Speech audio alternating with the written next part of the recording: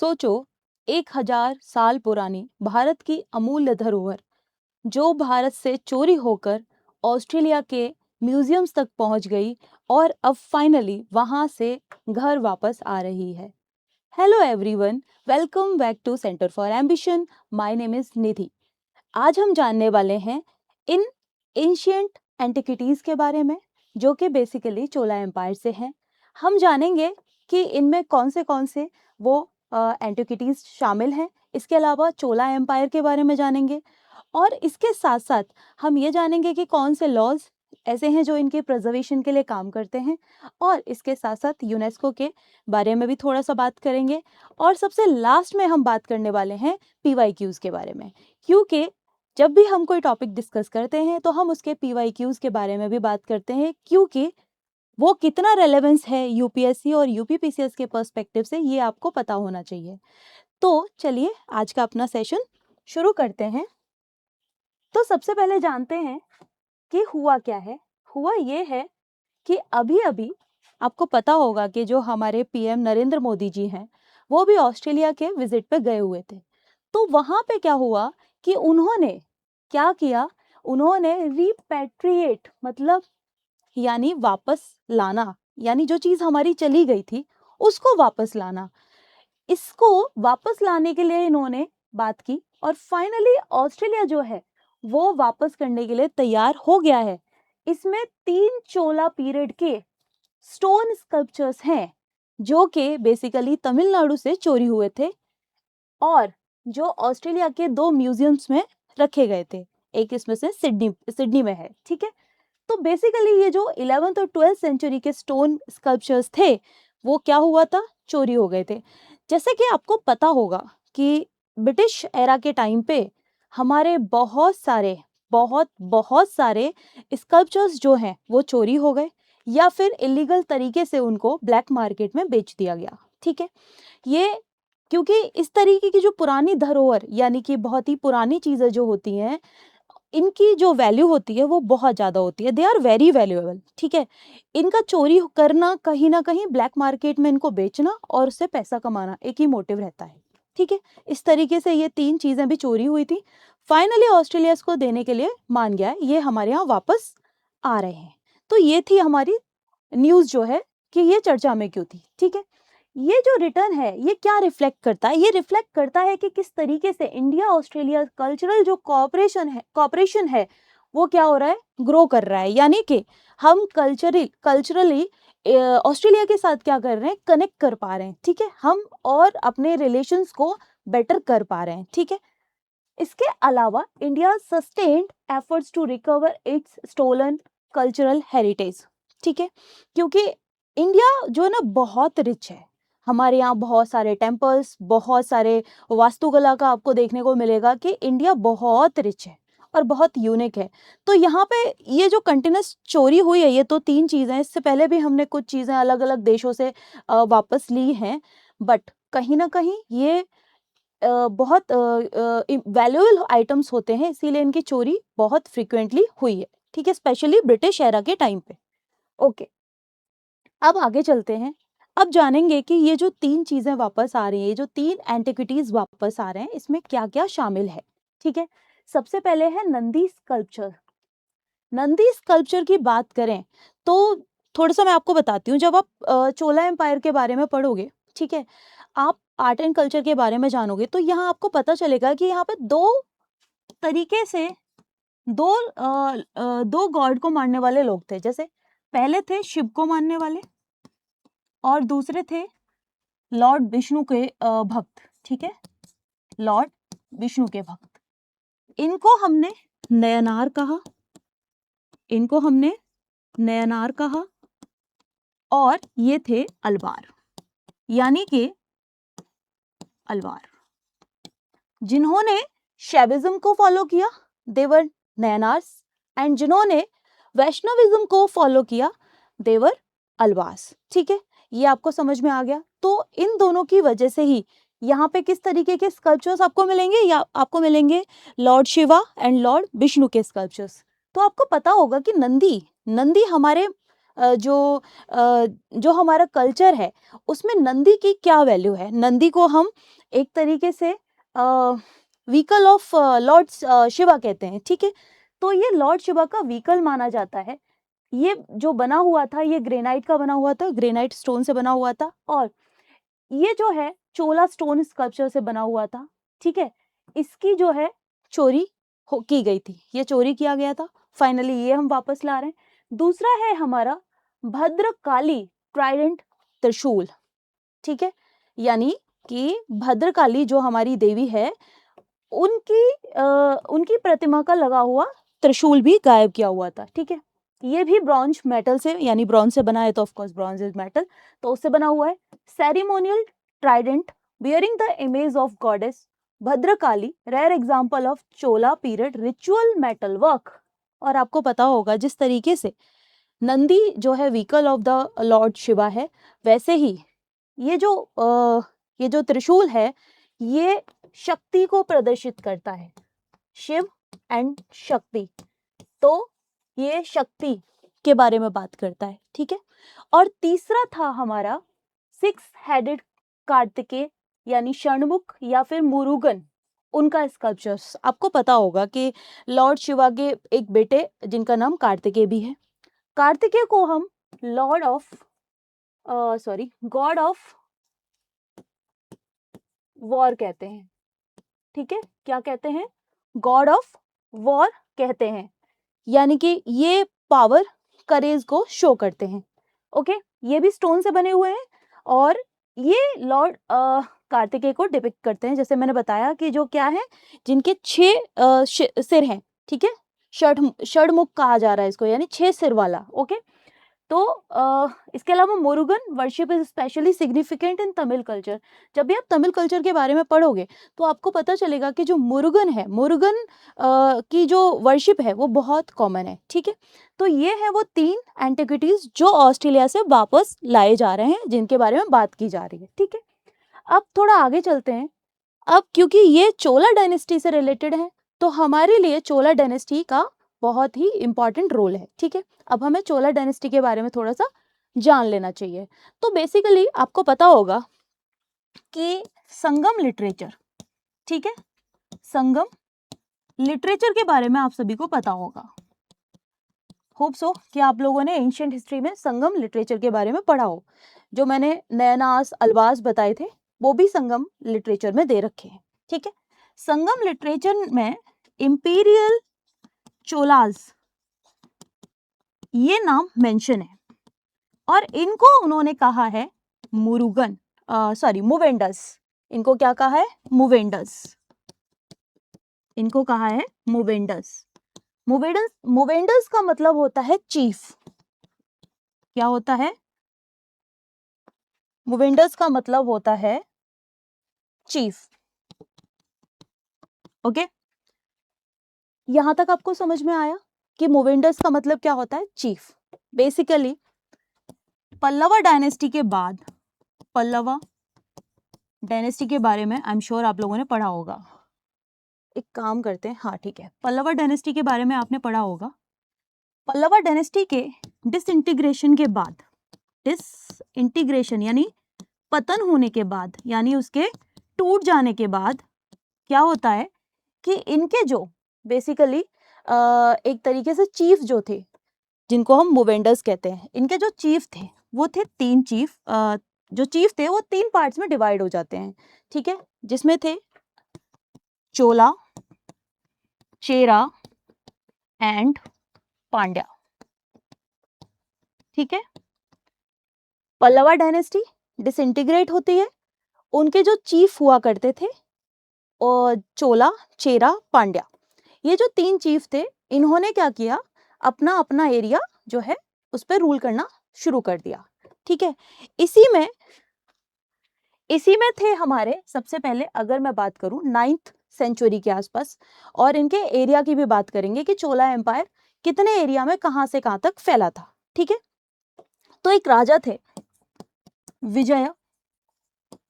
विजयलाया, ठीक है, during 9th century, ठीक है। 9th सेंचुरी में ये इन्होंने चोला एम्पायर का फाउंडेशन रखा, ठीक है, चोला एम्पायर का फाउंडेशन रखा। इनका जो कैपिटल था वो था तंजावुर। क्या था? तंजा इनका जो कैपिटल था वो था तंजावुर, ठीक है। ये पूरा जो कावेरी रीजन था ना आपका, कावेरी रीजन, वहां पे ये डेवलप हुआ, ठीक है। उसके बाद और भी राजा आए, ठीक है, और भी राजा आए जिसमें आप अलग अलग राजाओं के नाम पढ़ोगे, राजा राजा फर्स्ट हो गया, इस तरीके से बहुत सारे राजा यहाँ पे आके रूल करके गए, ठीक है। ये इनिशियल स्टार्टिंग होती है चोला एम्पायर की, ओके। उसके अलावा अगर मैं इसके ट्रेड की बात करूं तो, ठीक है, थोड़ा सा ये, ओके, ये इंडिया का ये वाला पार्ट, तमिलनाडु वाला पार्ट, यहां से होते हुए ये इधर इधर पूरा जो ये वाला पूरा पार्ट, जहां पे तमिलनाडु का पूरा कोस्टल एरिया, उसके अलावा ये जो हमारा ईस्टर्न साइड वाला पूरा ईस्टर्न कोस्टल एरिया, उसके बाद होते हुए बांग्लादेश और ये सब होते हुए, और ये कहाँ तक फैला हुआ था? साउथ ईस्ट नेशन तक। साउथ ईस्ट नेशन कौन से हैं हमारे? ये फैला हुआ था। इनके जो ट्रेड थे ना वो साउथ ईस्ट नेशन तक थे। साउथ ईस्ट नेशन में आ जाते हैं जैसे आपके इंडोनेशिया, ठीक है, म्यांमार,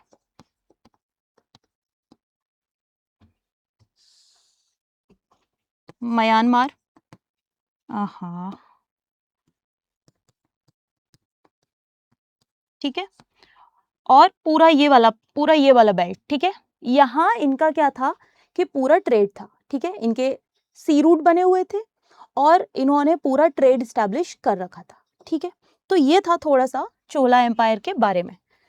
होप सो कि आपको एटलीस्ट थोड़ा सा इंट्रो समझ में आया होगा कि चोला एरा था क्या, ठीक है, कब शुरू हुआ, कैसे हुआ, ठीक है। इसके अलावा अगर डिटेल में जानना है तो फिर उसके लिए एक पूरी क्लास लगेगी, कभी किसी दिन उस क्लास को भी ले लेंगे, ठीक है। अब थोड़ा सा जैसे 9 से 13 सेंचुरी की बात की जा रही है, ये ग्रेटेस्ट इंपीरियल डायनेस्टी थी साउथ इंडिया की, ठीक है। इन्होंने यहाँ जो टेम्पल आर्किटेक्चर में इन्होंने रोल प्ले किया वो था द्रविड़ा, ठीक है। जब आप बात करते हो द्रविड़ा की, आप साउथ में जब भी बात करोगे तो द्रविड़ा, और नॉर्थ में जब बात करोगे आप तो नॉर्थ में आ जाती है आपकी नागरा शैली, ठीक है। नॉर्थ में आ जाती है आपकी नागरा, ठीक है, नागरा स्टाइल ऑफ आर्किटेक्चर। तो साउथ में द्रविड़ा, ठीक है, जो टेम्पल्स फॉर्मेशन आपको मिलेगा, जो आर्किटेक्चर मिलेगा वो होगा द्रविड़ा आर्किटेक्चर, ओके। इसके अलावा मास्टर्ड लॉस्ट वैक्स यानी सायरे पर्ड्यू ब्रॉन्ज कास्टिंग, ये होती क्या है? आई थिंक इससे पहले भी मैंने किसी वीडियो में एक्सप्लेन किया हुआ है कि इसमें होता क्या है कि लाइक सांचे लिए जाते हैं। सांचा मतलब लाइक मतलब जो भी शेप बनाना है उसकी शेप आकृति का एक जो है सांचा लिया जाता है। उसमें क्या है कि जो वैक्स होता है उसको पिघला करके, उसको मेल्ट करके डाला जाता है। तो सोचो ये टेक्निक कितना पुरानी है, जो अभी भी यूज होती है। ये टेक्निक हजारों साल पुरानी है, ठीक है। तो ये वाली टेक्निक ये यूज करते थे। इन्होंने powerful navy and expanded maritime trade, मैंने जैसे बताया इनके सी रूट कहाँ तक थे? साउथ ईस्ट नेशन तक इनके सी रूट थे। तो इसका मतलब इनका जो ट्रेड था ना वो साउथ ईस्ट नेशंस के साथ भी था, और इनका जो मैरीटाइम जो रूट था वो बहुत अच्छा था, ठीक है, बहुत वेल डेवलप्ड और वेल एस्टैब्लिश्ड था। ये शैविज्म, वैष्णविज्म, टेम्पल कल्चर इन्होंने फॉलो किया। जैसे मैंने बताया शैविज्म मतलब लॉर्ड शिवा को फॉलो करने वाले, वैष्णविज्म मीन्स लॉर्ड विष्णु को फॉलो करने वाले, ठीक है। इनको अलवास और नैनास के नाम से भी जानते हैं, ओके। उसके अलावा इनके कुछ फेमस टेम्पल्स हैं जिनके ऊपर यूपीएससी और यूपीपीसीएस हर बार क्वेश्चन पूछता रहता है। क्वेश्चन आते तो बहुत सिंपल है बट होते फैक्चुअल हैं। तो जैसे बृहदेश्वर टेम्पल तंजावुर में है, और ये टेम्पल बहुत फेमस है, इस पे ही कम से कम 5 से 6 पीवाईक्यूज आपको मिल जाएंगे देखने को। नेक्स्ट है गंगई कोंडा चोलापुरम, ये भी टेम्पल है, इसके ऊपर भी पीवाईक्यू पूछा हुआ है। और ऐरावतेश्वर, ठीक है, यानी कि ऐरावतेश्वर या ऐरावतेश्वर टेम्पल, ये 3 टेम्पल बहुत फेमस है। और ये जो 3 टेम्पल हैं ये हमारे यूनेस्को के वर्ल्ड हेरिटेज साइट में शामिल हैं, जिनको कि हम क्या कहते हैं, जिनको हम कहते हैं ग्रेट लिविंग चोला टेम्पल्स, ठीक है, ग्रेट लिविंग चोला टेम्पल्स। ओके, अब आगे चलते हैं। ओके, अब कुछ लीगल फ्रेमवर्क भी हैं हमारे यहाँ पे, जिनके अंडर हम ये जो एंटिक्विटीज़ और जो हमारी पुरानी विरासत है उसको संभाल के रखते हैं। ठीक है, अमूल्य धरोहर जो है भारत की उसको मेंटेन करके रखते हैं। तो पहला है हमारा antiquities and art treasurers act 1972, जो रेगुलेट करता है एक्सपोर्ट ऑफ एंटिक्विटीज़।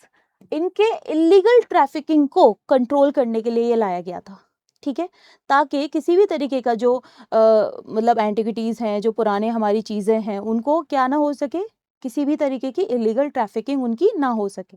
ठीक है, इसके अलावा यूनेस्को 1970 कन्वेंशन हुआ था, जो illicit import export transfer of ownership of cultural property. पहले एक टाइम पे क्या होता था कि ये लॉज इतने पावरफुल नहीं हुआ करते थे, तो कभी कभी आपने सुना होगा कुछ लोग ऐसे थे जिन्होंने इवन ताजमहल तक को बेच दिया था अपना बता के। ठीक है, कुछ लोग ऐसे थे जिन्होंने रेड फोर्ट तक को भी बेच दिया था कि ये मेरा है।